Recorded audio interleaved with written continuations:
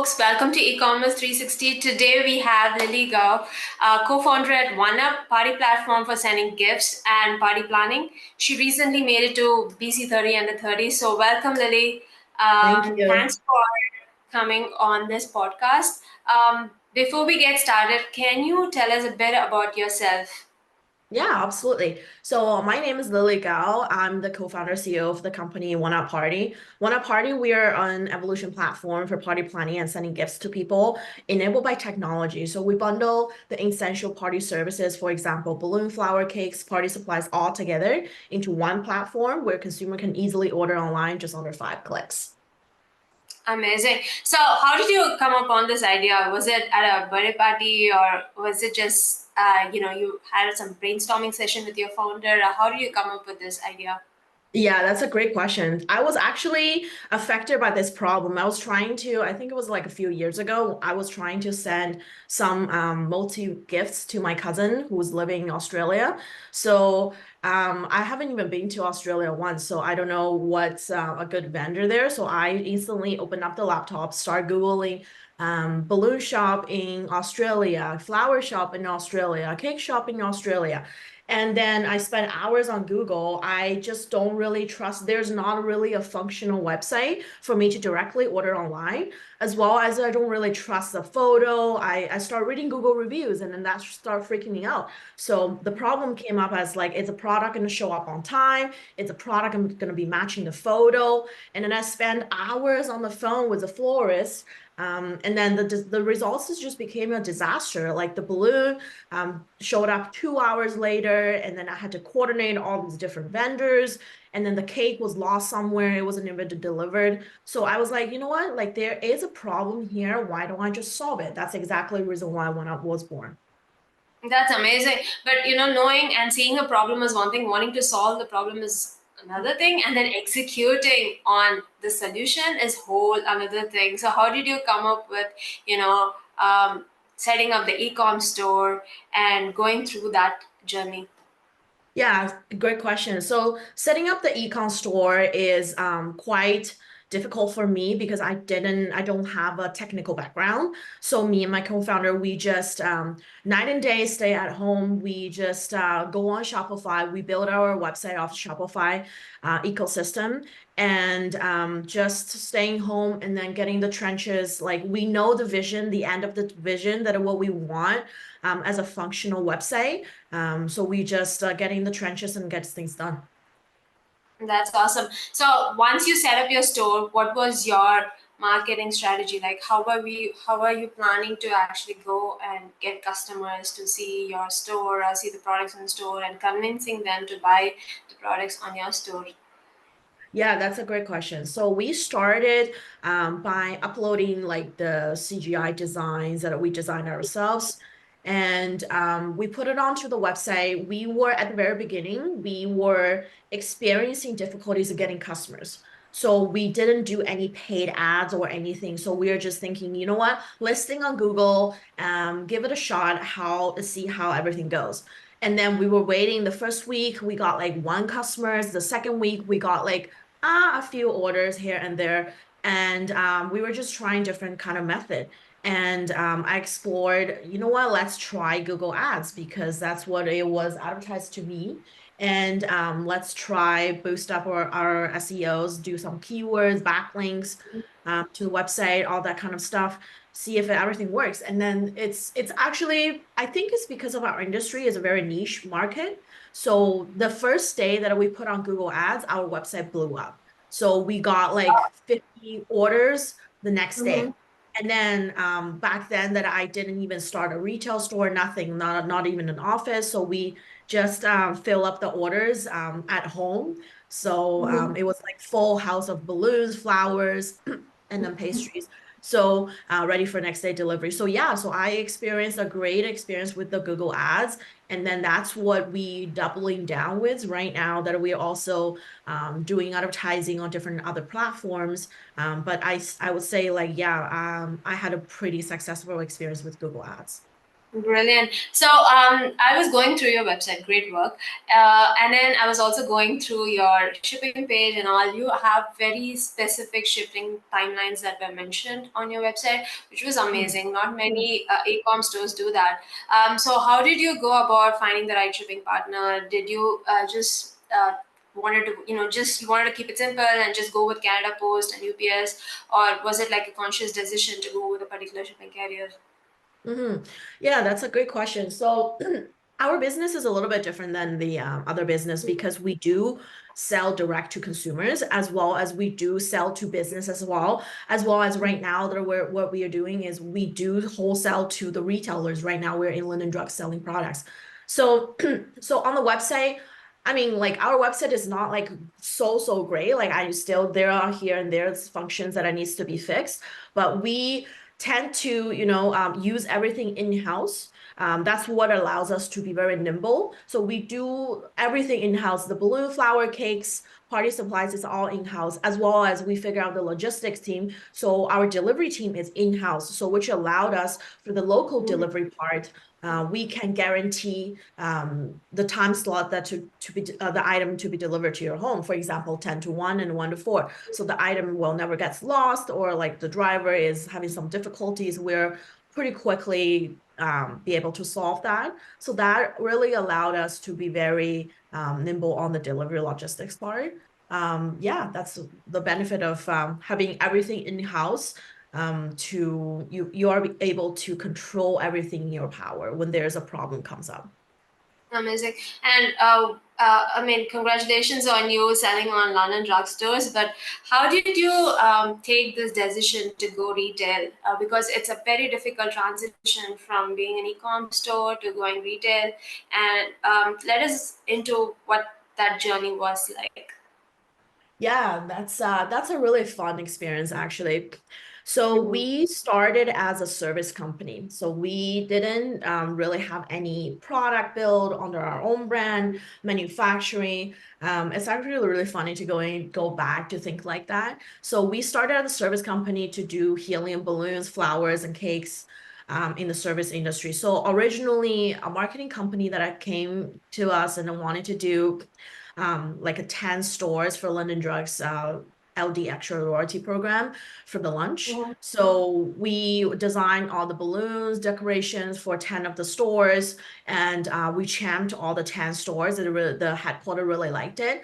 And I was just thinking in the back of my head, like I really need a connection to get into the retail chains because my end goal is to have my service as well as a product selling Mhm. instead of big retail chains, multiple retail chains. So that really allows us to play with a massive consumer base to spread our service and products without spending too much of the capital.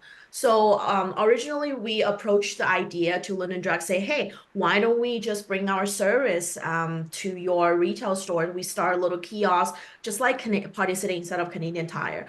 I spent like 2 years emailing to the corrective department, talked to different people. Some people left, some people, transfer my email to another person's off for vacation. So it's a lot of back and forth communications for 2 years. And then I can still remember the last email that I received from London Drugs. It was they were saying, oh, we reviewed your proposal and then we are not really interested at this moment. It was a no. And then I was like, you know what? No, that's definitely not a no. Like I don't take no as no. And instantly the next second, I was like sending another email, said, you know what? If we can't really get the service in right now, I understand because it's such an infrastructure we have to inject into the retail chains. Why don't I just start selling you guys the party supplies? Because I went to multiple of your stores location, you guys only have the cards. If I'm having a birthday, I want some balloons or like, some sort of party kits that I can, like do the decorations myself. Why don't we start it off from there? And I guess like I got really lucky that email forwarded to one of the top management team and that got me within the next 5 minutes. And then he said, you know what, let's set up a meeting, pitch me your product, bring your Awesome. product, let me fill it, and then let's go from there. So we just champed the presentation, and then he really liked the craftsmanship that we've done, responsibility as entrepreneurs, and then that's how we got into Linden Drugs. Amazing. Were there any challenges after you got into like the supply, and were there any challenges in keeping up with the supplies and the demand? What kind of challenges did you face after you took your product to retail? Yeah, that's a great question. So basically, like I've mentioned before, we get into the London Drugs, we didn't have any product built. So we are just a service company. So we are buying product wholesaling. But I was finding there's always a problem in the party balloon industry for wholesaling because the wholesaler are not selling the product at a wholesale price. So which doesn't allow the retailer have a lot of margins on their products and services. So I was like, you know what? At the end of the road, I still need to take this to control the supply chains end to end to enable to give the to give the retailer more margins as well as myself if I want to open up franchise stores afterwards. So also the challenges when we start producing our products. We didn't have any connections to the manufacturing, packaging of the goods. We don't have any designs ready. So I had to actually fly to the manufacturing and then boots on the ground, spent like 2 weeks there to actually see the physical of the products. It's actually really funny that I visited one of the manufacturing. Even though that I spent a week there, they still didn't show me the real materials that I really wanted. So it's a lot of back and forth to source the top quality of the product material. You can think of like a balloons, but there's still a lot of knowledge behind Mhm. to manufacture a balloon. For example, the foil numbers. There's different mylars, material, top quality, and like the little bit cheaper qualities. The manufacturer try to cut costs. So Mhm. there's a lot of challenges with finding the correct resources and just to have our products ready to ship and sell at a retail level to guarantee like 99% of the products are good to go. That's amazing. That's awesome. So your persistence and perseverance paid off. Tell us a little about BC 30 under 30, and you were recently in one of your list. And how did that happen? Did they come to you? Did you just chance upon that as well? Tell us a bit about that. Yeah, that's a great question. So yeah, they came to me, did an interview, and we sat down with a few founders, and yeah, we just felt connected. And then I was lucky to our business got selected for myself as a BC under 30. So we actually bootstrapped this business about Mhm. 5 years. Awesome. So we didn't get any fundings or anything. It's just my family tried to support. So for about 5 years. And then I was deeply in the trenches to build the business. So to Mhm. figuring out the whole process because we want to streamline the ordering process, the delivery process, what are the problems after the product gets received. So I was in the trenches for deliveries. I was a delivery driver. I was making the balloons. I was making the flowers, day-to-day operations to figure out what are the problems that customers are facing, which is really great because Mhm. that really allowed me to see what are the actual problems. Because when you are building something, it's just really ideal in your mind, but there are many little details that you have to adjust after the business goes. So one of the things is a lot of customers on our platform is sending gifts to people. So they live in New York, Miami, Australia, like I've mentioned. They try to send gifts to people in Vancouver, to their Mhm. daughters studying UBC or their wife's anniversary. So at the very beginning, we didn't have any sort of email photo of proof for the product after it gets delivered. So that was a problem that I instantly fixed with a custom API that we have built to implement like a photo proof for delivery. Just like when you order on Uber Eats, when your food gets delivered, you know where it has been dropped off from. So that really allowed us to have no problem with the purchaser, which is sending the gifts to the people. So they understand where the item has been dropped off from. And then sometimes if the receiver even wanted to take a photo, I feel like it's a very nice touch for one of the technologies that we have added onto our platform for easy of order online. And so our business is really focusing on trendy, modern decorations. So it's a different model than Party City or any other like party stores. So we really try to bring all the three essential services all together into one platform for people to order online. And the stuff that you would see like on Pinterest, Instagram, really wanting to get it, but don't know where to get it. So we focus on those modern designs for Gen Zs and then, the younger generations. So because it was used, we used in-house, everything in-house, and then that really allowed us to be very nimble on our platform. Going back, I can still think of, at the very initial stage of our business, we pivot so much until this point. At the very beginning, we were doing like customized orders because I do need the customers. Yeah. So when customer emailing, I want to do this customized flower bouquet for my wedding, and I need tulips in purple, lily in yellow, and this kind of all that kind of stuff. We were like, okay, yeah, and that's no problem. Let me help you with that. And then as the business goes, we know we want to build like a global brand, not just a mom and pop store. So we have to sacrifice certain level to the customization part to just, for the flower side right now, we are just picking seasonal flowers built for bouquets at a season, and we swap them every season, and then that's just the flower that we make. We don't do customize too much of the customization of the flower. We leave that to the local flower shop. So because we want to scale this at a faster pace on a global scale. So that's why it's a lot of like satisfaction we have to give up in order to get this business going. So that's the customization part. And then we are also doing the helium tank piloting program with a lot of retail chains. So eventually I want to bring this service like a kiosk store within major retailers in a lot of Yeah. stores. We are trying to get in touch with Loblaws this week. So hopefully we can land a deal there. Yeah. Oh, it'll be awesome if you are in Loblaws. So, Yeah, that would be awesome. Mhm. yeah, so we're near the end of the interview. I just want to, wrap this up with one final question. What would be your advice to upcoming entrepreneurs, and what should they start? How should they look at ecom store, and what are the ways to overcome the challenges that they may have while setting up, while running, while scaling their customers? Making it global. You said you wanted to make your brand global as well. So, how do they overcome all those challenges?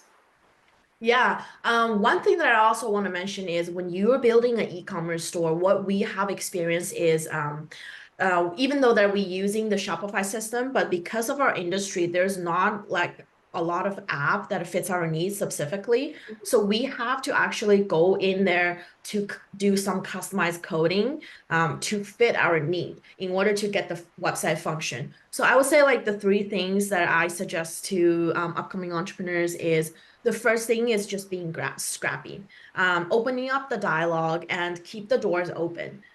Just like I've mentioned, we didn't have any product before we go into Linden Drugs, but originally I was selling them like a service. So I would just say like, don't be scared to ask, don't be scared to, shoot for the moon, but still have the boots on the ground to, get your products into retail chains. Even though that you don't have a product, that is an idea, go ahead with it. That's just being scrappiness for the entrepreneurship. I would say the second thing is for the startup, securing sales isn't just a task. It's it's kind of like the lifeline that fuels the dream into reality, like I've mentioned, shooting for the moon, but still keeps your foot on the ground. Sales is the most important thing for a startup. Without sales, everything fails. So go out there. If you are just starting your business, go out there, get some customers, see what the feedbacks are, get sales, get the business start going, like, get some customers start paying for your service or your products. See if your business like service or product, like someone actually wants to pay money for it. I think like that's the most important thing. I see a lot of startup fails is because you start thinking too much. You wanted to build a perfect business model, perfect prototype. Yeah. And then instead of just going out there, getting your first sale, see if someone will actually pay for it. That's a really crucial thing. And then I will say the last thing is to build a really, really solid team and build a company with a great culture. Find the people that are really like the job and like the company, because we've been through a lot of interviews at the very initial stage of our company. Right now, we have 11 people in our team. What I really found, it's really useful. Now I have a really solid team. But how did that happen? We had a lot of people go and had to fire a lot of people. And then the team that I build right now is just, I found a lot of girls and boys. They just really love the company culture, who you Mhm. are as an entrepreneur, like the person behind the company. They really like where company is going. It's innovating every day. So find the people who really love your industry and then wants to build this company with you on a bigger scale. I think building a solid team is going to be really helpful in the long run. Amazing, awesome. Those were really good nuggets over there. Thank you so much, Lily, for being part of this podcast. I wish you all the success and hope you take your brand global. So this has been great. So I'm sure our listeners are also excited and also find those nuggets very insightful. Thank you so much for being on the podcast. Well, thanks for the import. Thanks for the invite. Always love to give it back to the community. And then, yeah, wish you luck as well for the podcast.